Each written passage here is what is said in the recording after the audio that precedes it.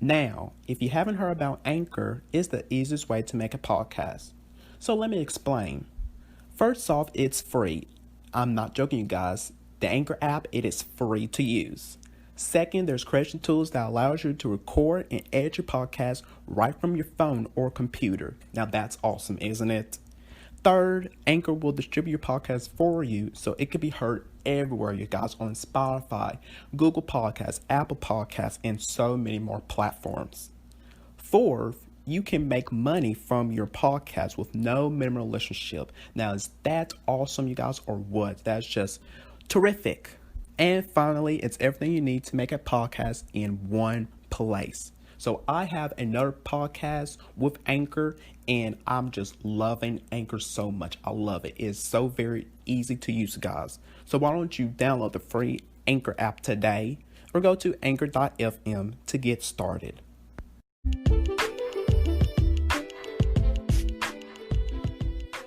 What's up, you guys, and welcome to the official podcast of Damian Talks Education. So listen up. I am here to talk about all things education on my podcast. So get prepared for some realness and honesty of education as I walk you down through various of topics that's happening in the education world with some amazing guests, to sharing stories relating to education and so much more, because I got you covered with education. So join me on this journey of education with me.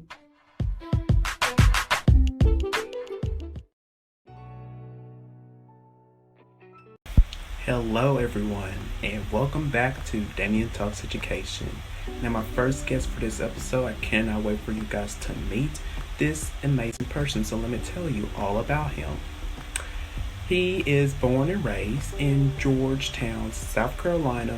He was the president of one of the biggest, the biggest student community service organization in Georgetown County. And he currently teaches 8th grade math at Jerry Zinger Middle School. So everyone, please welcome on to the podcast, Mr. Jabrell Jenkins. Hello, Mr. Jabrell Jenkins, and welcome to Damian Talks Education. How are you doing Good and on you? this lovely day? I'm good and you? How are you? I am doing great. Thank you so much for agreeing to come on to my podcast. Thank you so much. Problem. Let's get started here with telling us a little bit about yourself. Who is Mr. Jabrell Jenkins? Ooh, okay. Little old boy, born and raised in Georgetown, South Carolina. I am a proud graduate of Georgetown High School, which I graduated in 2011.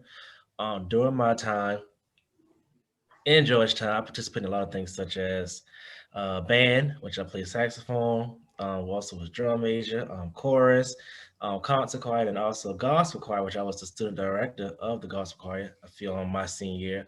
Um, did a lot of extracurricular organizations. One of my biggest organizations that I was proud to be participate on was a community service organization called Service Over Self. I was the president of over the largest cluster in Georgetown County. It was broken up into four. We had the largest. I was the proud president over that, um, doing service for our communities, for kids, etc. And one thing about Mr. Jenkins, before he became a teacher, he was a mentor. So I was a proud mentor in an academy I was working with. And I think that's kind of helped me push to realize that I wanted to be a teacher. So I ended up graduating and going to the South Carolina State University, when I participated in the Marching 101 band and pursued my degree in education. It was rough. It was really rough. But at the end of the day, I had to remember my why. And because of that reason, that's what kept me going to pursue my degree in education.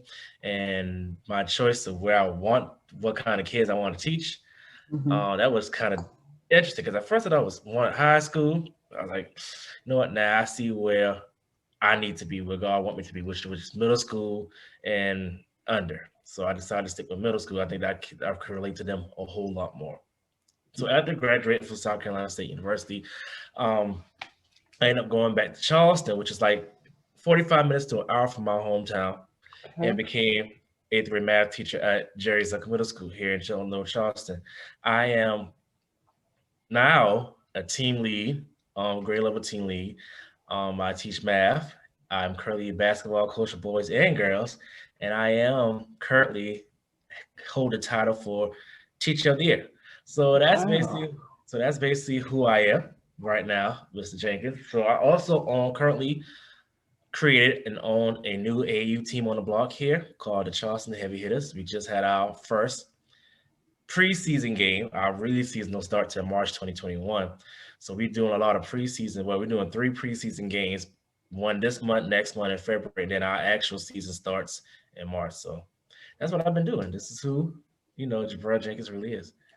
All right, that's good. So you mentioned that you are currently an eighth grade math teacher. So what inspired you to want to become a teacher in the first place? Was there someone that influenced you in your life? Did it quite run down in the family? Just what inspired you to teach, to want to become an educator?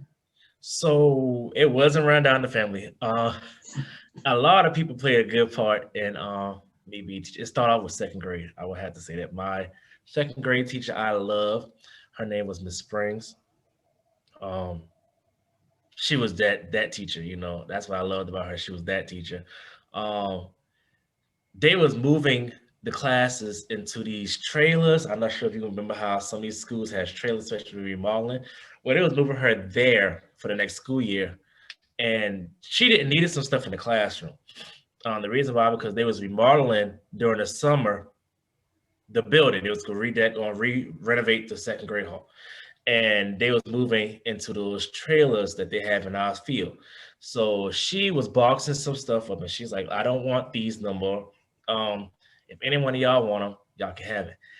And me, I took a lot of them. Any teacher supplies she had, I took them.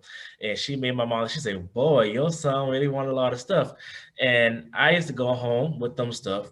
And I used to have, me and my sister used to share the same room. Mhm. So I used to have like stuffed animals and stuff, my Scooby Doo animal, my Looney Tune animals and stuff on the bed, and I have my teaching stuff in front of me. I act like I was teaching. My mom even saw me doing it. She started laughing. That's kind of knew that I wanted to start teaching. It didn't really hit me until math, until I got to my high school year with Miss Bridges. She was it still is my favorite math teacher of all time. Her and Miss Archer, they believed in me to be a math teacher. They pushed me. It's like, this is what you need to do, to be a math teacher. This regardless of what grade level you're trying to do. Those two pushed me to be to consider pursuing a math teacher. And then I was also a teacher cadet my senior year in high school. Miss Owens was amazing. She really pushed me to be like, you know what, this is my calling. This is where I want to be. And to be a math teacher, it's funny how God works, because when I did my student teaching for teacher cadet, it was eighth grade math. Mhm. Then when I went to college and did my student teaching to get my requirements for my license, it was eighth grade math again. So I was like, okay, I see where I'm heading at. So I see where it was lined up. Okay, eighth grade math here, eighth grade math here. Now I got a position as an eighth grade math teacher. So I see where it was going. I see how the alignment was happening. So those teachers, for sure, my high school teachers and my elementary school teacher, they really, Miss Springs, Miss Owens, Miss Bridges, Miss Archer, they really pushed me to be that math teacher and be in the education field. That's wonderful. That's so great. Now, continue on with education. I want to ask you this here because there are, especially right now, there's so much problems that needs to be fixed into our education system. So, if you could do anything to improve or fix our education system, what would you possibly do? Because it's it's so many that needs to be fixed. So, what would you like to do? One thing or what? What would you like to fix? Woo. As a teacher now, yes, there is a whole lot of things to be fixed. But I'm gonna say what things to be fixed based on where I teach. So I teach at a high poverty school, Yes. Title One, at needs, a high risk school. And one thing that I personally feel that I want to change is the equity. Mm. There's a difference between equality and a difference between equity. And I was doing this for my grad school. We need more equity and equality. Just because it works at a high top rating school in our district doesn't mean it would probably work for our high party kids. I look at the kids and see what they go through social economically, and they need more resources than the ones that give. So, I mean, sometimes I feel as though they look at these schools and say, you know what, hey, these resources are working with these schools. Not why not just go ahead and bring it to y'all? That's not the case. Data levels are different. I was talking to a psychologist. She say, school psychologist. She say, if we was to put some of these students from your school to these schools that they talked about, they would be on IEPs, and that's not good. So it's we not. I don't feel like we getting the same equity as these high performance schools than at risk or high poverty schools. So one thing I want to lose is find more resources for us, for those kids that's dealing with trauma, those kids that's dealing with low high poverty, those kids that's dealing with trying to find a way to get to school. Those type of kids versus just grabbing, okay, this work for this school, you're gonna work for this school. These kids are on different levels. I don't feel like sometimes that we are given to. Sometimes I'll be like, okay, what can I do better as the educator to make sure these kids get what they need to know?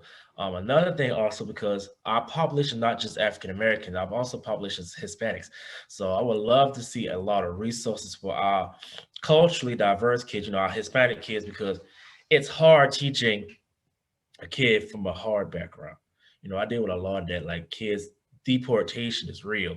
Um, Kids coming in and I had because they keep on transferring from this place to that place, they're not getting the proper education that they need. So here they come with little to none experience in the class, experience in education. I had to start from the ground up. So if I would like to look for more resources to help them, more people to come in and be advocate for these kids and for us, because it's hard to talk and teach a kid that don't know their numbers, don't know how to count from 1 to 10, don't know how to do basic math. So resources is another way I want to change economic system. Another one is technology. Technology is high now. Yes. Um, at this point, a lot of kids relate to technology. That's one thing we was talking about one of my college friends. We was like, we need to be relatable to these kids so they can understand what we are trying to teach and how we can help them prepare for what's about to come in this world as soon as they walk across the stage. Um, Engagement in technology is a whole lot better. I mean, when I was raised at my university, we didn't have the high technology stuff in the school. So when I went and transferred and got my first job in Charleston, where there are, I had to step my game up. Luckily, I'm a technology savage person. I love technology, but I wanted to, do a lot of technology research to help teachers be relevant. So one thing I did in May of 2020, before the shutdown, we had our professional development for the school district. And I was asked to do a professional development session for teachers about technology in the classroom. And teachers, old, new, they loved it because it was like, this is relatable for our kids. The kids love technology. It's, is that. So there's resources for our high poverty kids, resources for our Hispanic kids, and also culture diverse kids, and just make sure we have more resources for technology to keep our kids relevant so they can perform better and perform academically. Yes, I agree with you on that. Absolutely. Now, we are still in this pandemic. So, how, what are your thoughts on virtual learning right now? How do you quite feel about it? Will we, after once this is all over with, do you think that we will still be doing this hereafter once we get back into the classroom? Do you think that teachers will probably still continue on doing virtual learning hereafter? What do you think? What are your thoughts? So this pandemic is one for the books. I would say that it is really one for the books. Um, there are some pros and there's some cons. It also Yes. depends on how you handle this pandemic. I was telling folks, You handle the pandemic. Don't let the pandemic handle you. And Mhm. I said this to the kids. I said, we're going to get this together. First of all, number one, you have to stay positive. I know it doesn't Yes. look like it, but you must stay positive. If you don't stay positive, kids ain't going to be positive. If you don't Right. stay positive, your colleagues are not going to be positive. So the first thing you need to do is stay positive. The second thing you must do, and this is why I talk about the technology. I Yes. taught technology in February, not realizing that the pandemic was going to happen and shut us down. We have to transfer it to those technologies anyway. So another thing you need to do is get professionally developed on these technologies, these resources that they're given. Nearpod, ClassFlow, ClassKit, anything, USA Test Prep, anything, Zoom, get into this professional development. Have somebody, a colleague that's good at it, teach you how to do it so you can be prepared for the pandemic. Um, because when this happened, I had a lot of teacher friends who attended my session, like, you know what? I thank you for doing that session at the school district because we didn't know this was gonna happen. It helped, and then one thing about this pandemic, even if when this is all over, I told the kids because kids asked me, Mr. Jenkins, do you ever think we can go back in the classroom? I say, me personally, yes.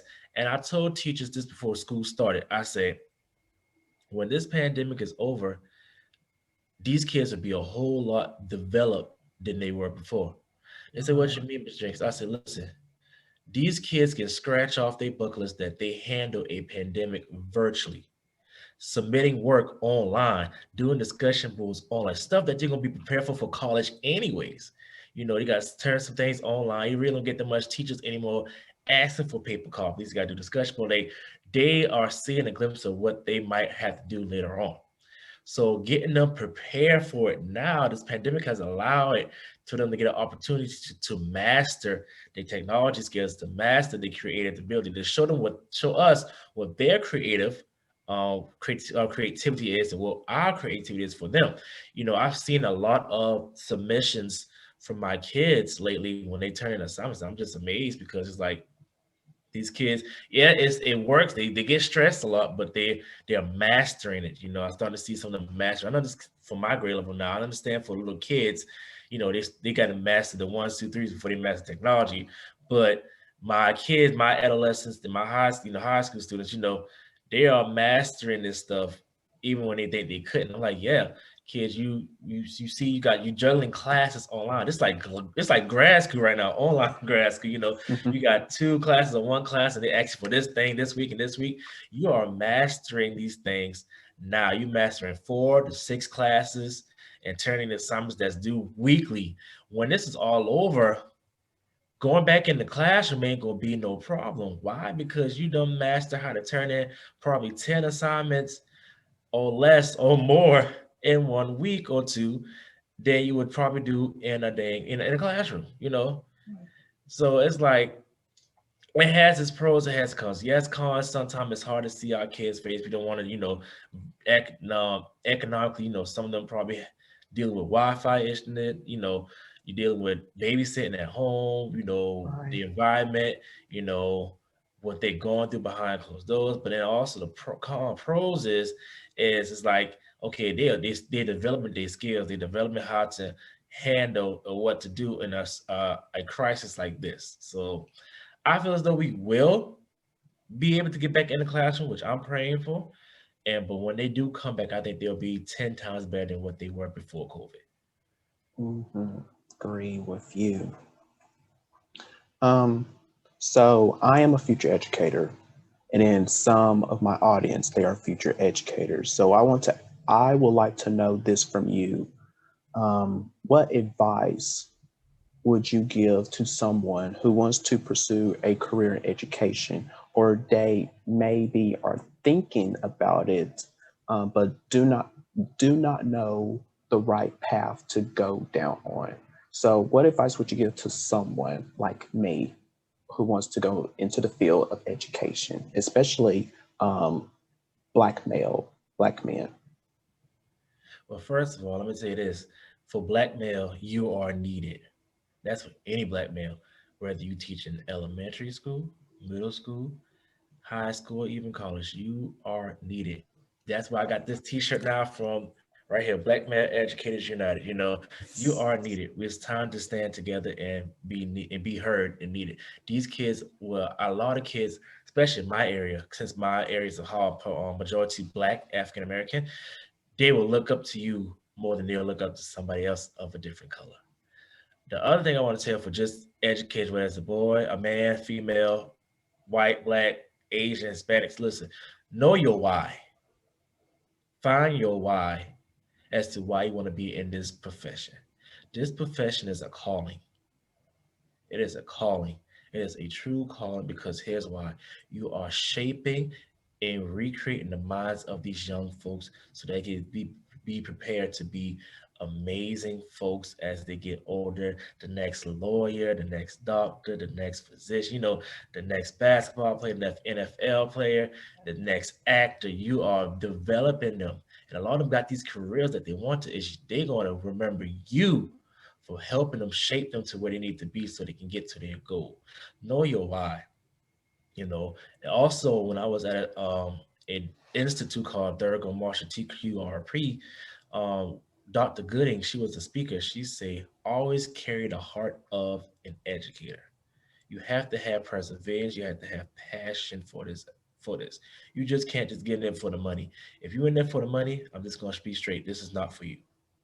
These kids will test you to let you know, hey, this ain't for you. If you get it for the money, it's not for you. You have to know you have to have that passion for the nicest, the smartest, the kindest person in the classroom to the rambunctious, the aggravating, the annoying student in the classroom. You have to. I always make myself laugh and my other teachers. I say, you know what? It's always the hard-headed ones, the ones that work my nerves, that be like, Mr. Jenkins, you're my favorite teacher. You the one, you're the reason why I come to school. And it's not going to be easy. I always tell teachers, young folks, especially in the education field, I say, look, guys, it's not about just standing in front of your behind your desk or standing in front of a board in front of kids to just teach. It's more than that.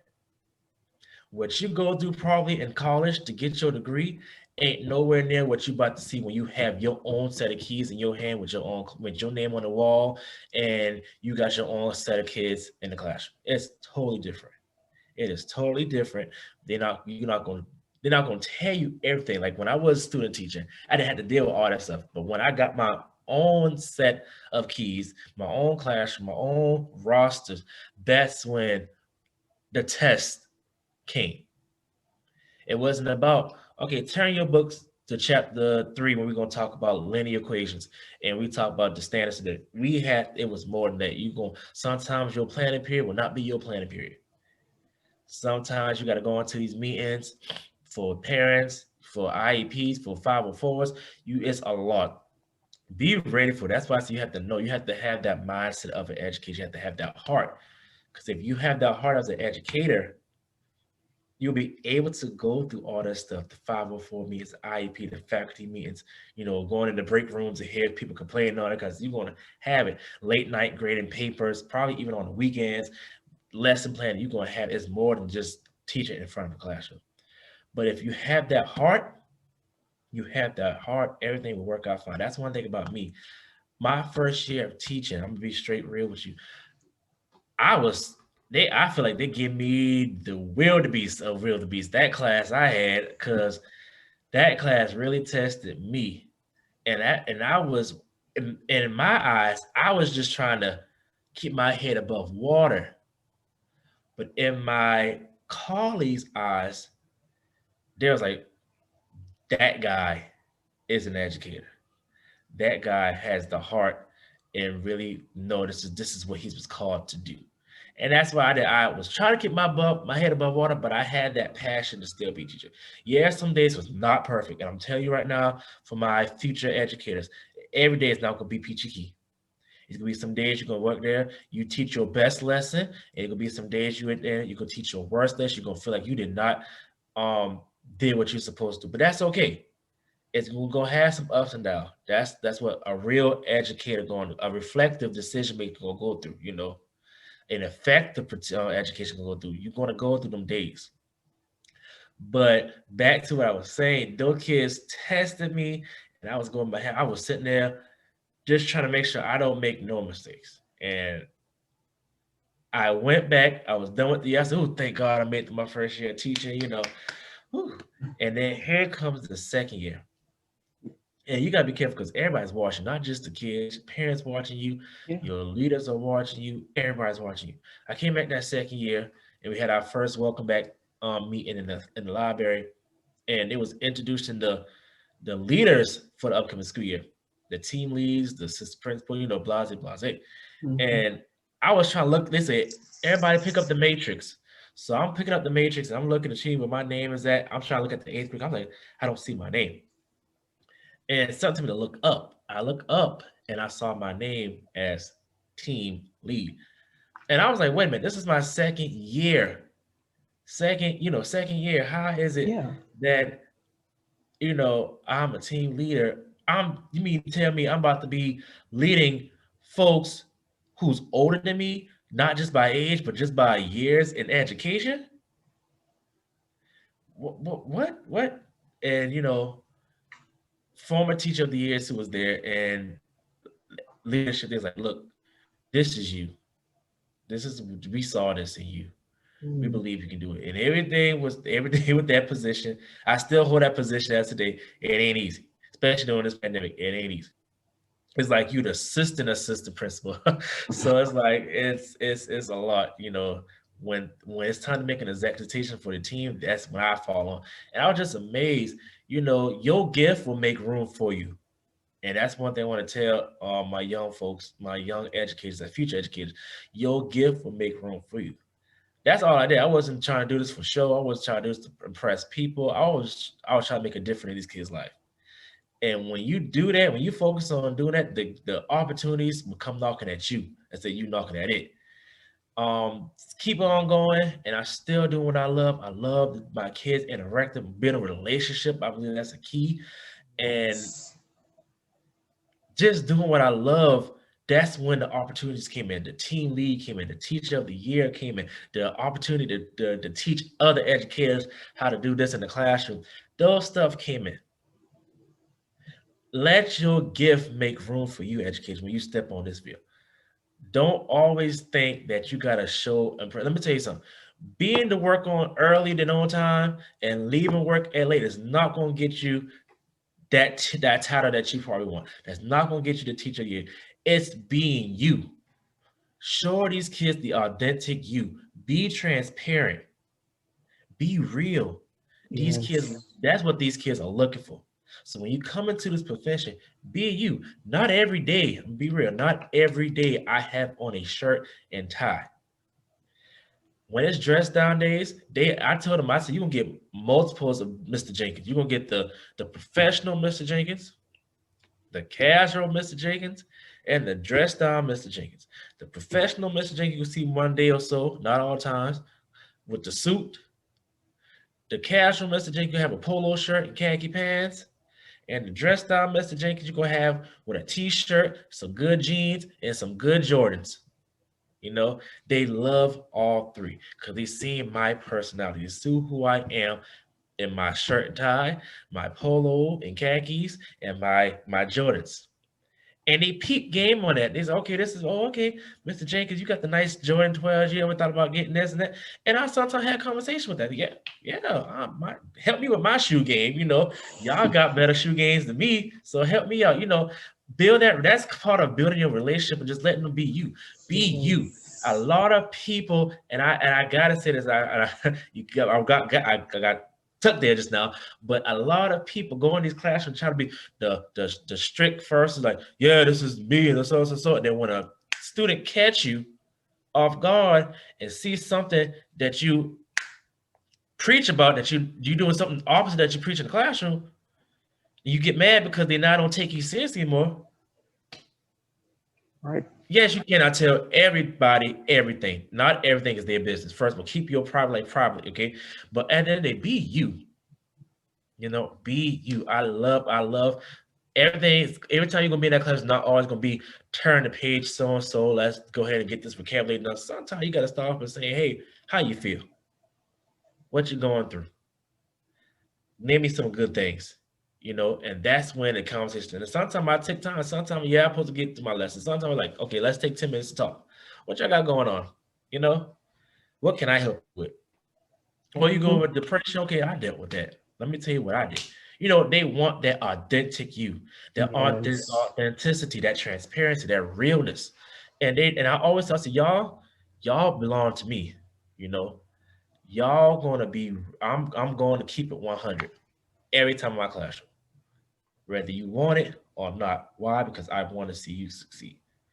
I tell failure is not an option in this classroom, and failure is not going to be an option when you walk out of this classroom. High expectation is set. So be you, young educators, future educators. Just be you, be real, be authentic. I promise you, these kids will look up to you and will not forget about you, will always keep in contact with you, and always get advice from you, and you'll be known as that teacher. I told my colleagues, I said, you can either be that teacher or that teacher. Mm-hmm. Which one do you prefer? Do you want to be that teacher that the kids know that you real, authentic, you lovable, you kind, you graceful, you still strict because you don't play that, but Mm-hmm. yet you still give grace, give favor, give kindness, or you want to be that teacher that they hate. Oh, he always strict. Oh, he always me. He always got something to say. Oh, da, da, da, da. I can't wait to get out of this class. I can't wait to leave this class. Which one you want to be? Which one do you want to be? Because I want to be that guy that I affect them more than just academically, but also with their life. I want them to see academically, but also want to see when they get out of my classroom and walk these streets and get their jobs. That's me.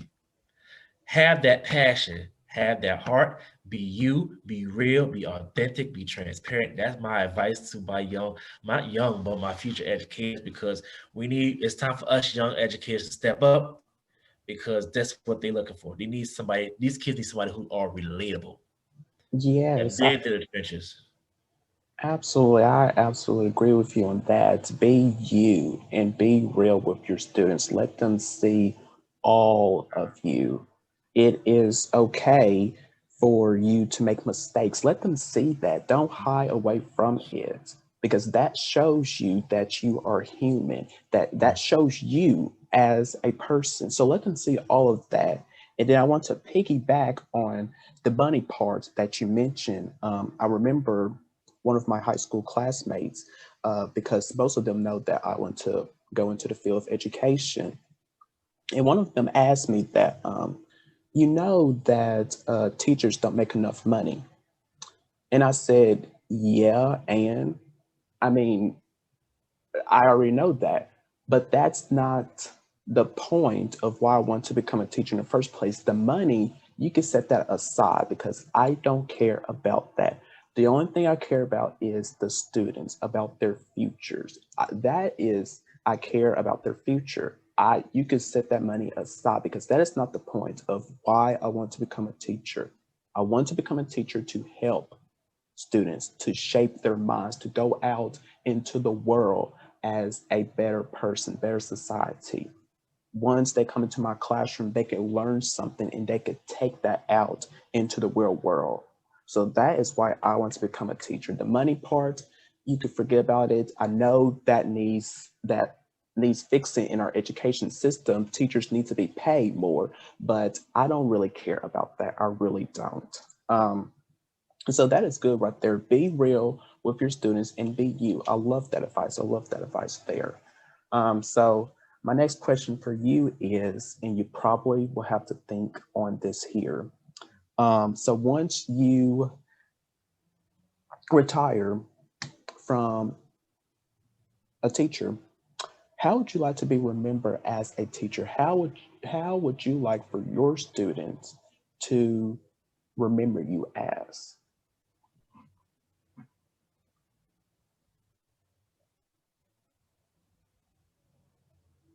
Oh, that's a good one. One thing, I guess I want them to remember me as, like I said, that teacher, um, that leader. For some people, maybe that hero, from leading me in the right direction when I was heading to the wrong direction. Being kind, being funny, um, being real, being that person that when I needed him, he was there. Being that person that you can teach, not just academic, but teach, you know, life. That teacher. One thing I had some of my students who this was happening last year. I was at Meet the Teacher night, and I had some of my former students came to my classroom because their siblings were taking me now. I was like, okay, I had your sister, I had your brother, and I got you. And I listened, and I wasn't paying attention, I was talking to parents, but I was also listening to what my former student was saying to their sister and no brother. And Mhm. it's like, this is the teacher you need to listen to. He's like, listen to what he said. He don't play now, but he's also that teacher that cares. And he said, you're gonna have a fun time in his class. He said, take every notes, listen to everything he says. I'm telling you. And I'm like, wow, that's what I need to be remembered by. That person that make kids want to tell their siblings and brothers or other friends that, hey, pay attention in this class because you're going to learn a lot. And you're going to learn not just math, but just life. And that's what I want to be, that teacher. Like, be that teacher. But hey, this guy not just teach math, but he taught life. He taught us how to survive. Because a lot of these kids complain about how we learn this, but we not learn about the basic needs of surviving in the world. And I just had that conversation with some of my players on my way to a basketball tournament. I was telling them, hey, this is what you need. And it's like, dang, we never saw it that way. So that's what I really want to be remembered by when I retire. That could be a long time from now, but when I retire, just be that person, that teacher, that black male educator that helped me to pursue what I wanted to be. Yes.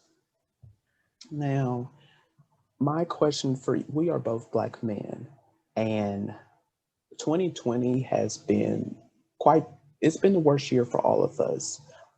We saw the killing of George Floyd death. We saw Breonna Taylor, Ahmaud Arbery, and so many more. Um, and then we had protests, the Black Lives Matter movement. We had it all in 2020.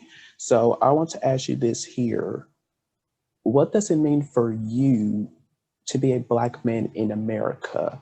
And what have you learned about yourself in 2020 as being a black man in America with all of this happening in the world? Well, being a black African American, I'm gonna say it like this. I gotta say that. Call me conceited, call me biased or whatever. But being an African American rocks. We are royalty. I don't care what nobody says. Yes. We are royalty. We carry the crowns on our heads, whether you're a female or a male. We the kings and queens of this world. Here's why. A lot of these stuff you see now that's invented, it's been invented by us. African Americans back in the day. I always take Black history seriously, especially my mom used to read this story in my church, and it was talking about how, well, if this wasn't here, a black person invented this. If somebody didn't have it, we bam bam. I was like, oh wow, I didn't know a lot of us invented this. The Madam C.J. Walker, this Sojourner Truth. Just everybody. We are royalty. If it wasn't for us, a lot of this stuff wouldn't be here today. And we carry something that other people want. A lot of creativities, a lot of, we got so much gift and talent in us that they need from us. And they feel like when if we was to take over, they can't control it. Mhm. They just can't. We got that tenacity, we got that passion, we got that thrive to strive, to be what we want to be. And we got those skills that they want. We got that good hair that they be like, but Jabrell, how you get your hair to be so curly and stuff? We got that. We got things that they want from us and they jealous that they can't have. True. And regardless of what's going on, protect you at all times. Protect your skin. Love the skin that you in at all times. I love the skin I am. It may not have always been perfect, but I love the skin I'm in. I'm proud to say I'm an African American. No, you can't make me doubt it. I know too much about it. I support everybody of color, regardless of what it is. Be proud of it. I understand, yes, we lost some people through this racial thing. This has been crazy.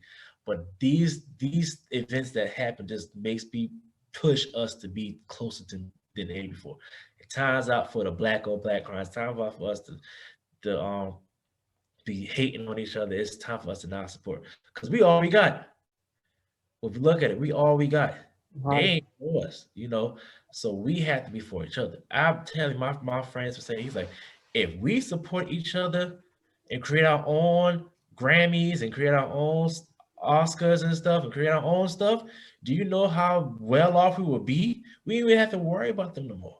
You know, unless like Tyler Perry, he's trying to make people cross. You know, he got his own movies. You know, land that was a Yes. Confederate. You know, now he's trying to make a airport around his area. You know, he. That's what we need to be doing. You Yeah. know, creating our own, so we ain't got to worry about being under them or try to make our way through the television screen or movie screen through them. If we make our own and support our own, man, this we have our own Wakanda. I guess you could say that. You know what I'm saying? It's amazing. You know what we are capable of doing.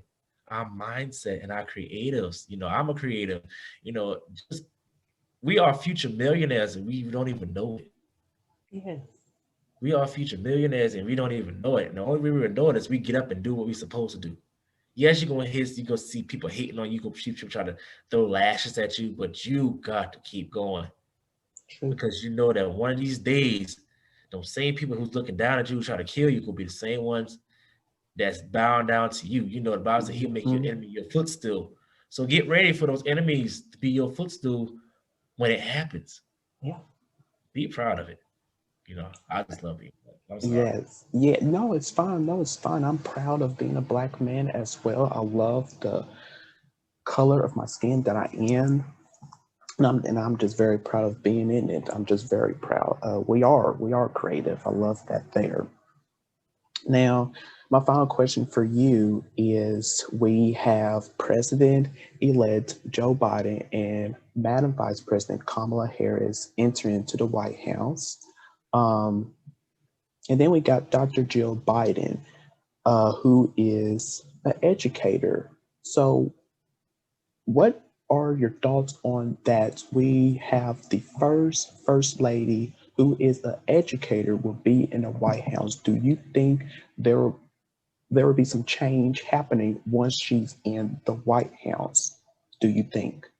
I feel it will happen. You know, it was a long time coming. You know, education, we always used to talk about this, you know, educators, teachers always look down upon or frown upon. You know, they always support. Well, I love the celebrities, I love the basketball, you know, but the teachers are the ones that doing the paving, the shaping Yeah. of the minds, and we get ignored, and we've been getting beat down for years. You know, now that we got one of our own that's gonna be in the White House, you Mm. know, we always we used to cry, but now here's the time that has come, and I do believe that she's going to make sure that educators be heard. You know, I Right. feel like she's going to make sure educators be heard. Um, I have no doubt in my mind. It's been a long time coming. You know, it's been a long. We always ask about higher pay. We just talk about pay in here. We always talk about higher pay, and that's what we need. So hopefully, because she's an educator now, when it's time to talk about the new um Secretary of Education and stuff, I know she'll probably have a say so in that. Why? Because she's coming. She's in the classroom. She's been in the Yep. class, so she knows what we would need. I just can't wait to see what happens. You know, I just Yes. can't wait to see. I was surprised. Like, yes, we got a first lady who is a teacher. You know, Yeah. now we can get some. You know, hopefully now we can start making. It may not start be like quick and fast, but Yeah. start seeing a change within the 4 years. Hopefully, a Yeah. change. Absolutely. Absolutely. I can't wait for that. There will be some change and hopefully some hope happening there. So I would like to thank you so much for um, coming on to my podcast. Great discussion that we had here. So thank you so much. Thank you. Well, thank you for having me. I know we tried to schedule this for a long time. Yes, So much things yes, happened in between. So finally, we got before the year was out.